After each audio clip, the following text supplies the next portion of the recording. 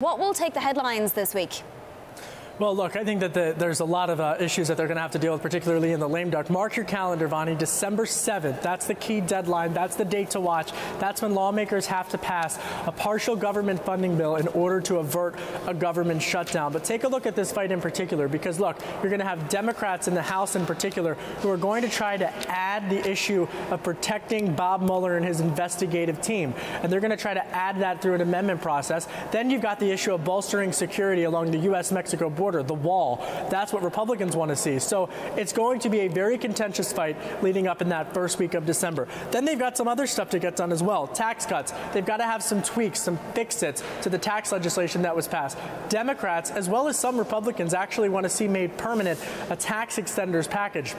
You're also going to hear a lot about green subsidies, tax cuts for green subsidies. There could be some bipartisanship on that particular point with taxes. And then the Farm Bill. This is where it gets really interesting because they do have to pass some type of Farm Bill negotiation ahead of the end of the year. Remember those tariffs. Remember the agricultural states that were impacted by the president's trade policies and his negotiations with China in particular. That $12 billion that the president had allocated from the federal level as a response to these agricultural states who are a bit concerned about how these trade negotiations are going. There are some folks who are going to work potentially to add into that Farm Bill an additional allocation of funding. That's going to get really interesting as well. The Farm Bill now potentially could be wrapped up in trade policy. How will Democrats divide their time, Kevin, between congressional investigations, of which there will be many, and actual substantive preparation for introducing bills and getting policy work done?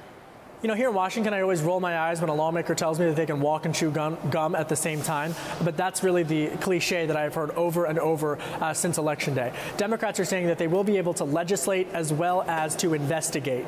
And that, of course, is going to be particularly interesting because they're charged, Vonnie, with capturing the voter unrest in the electorate while also trying to get some real substantial issues on policy done. The president has said he's not willing to play ball on that. Look at Matt Whitaker, though, because he will be called first in the month of January before the House, and he will face tough questions about how he will plan to oversee the Attorney General in his purview. Beyond that, we've heard from Maxine Waters, we've heard from Congressman John Garamendi about how they will investigate everything from the president's financial dealings with Deutsche Bank to, of course, the Trump Hotel and a host of other investigations that are in the pipelines.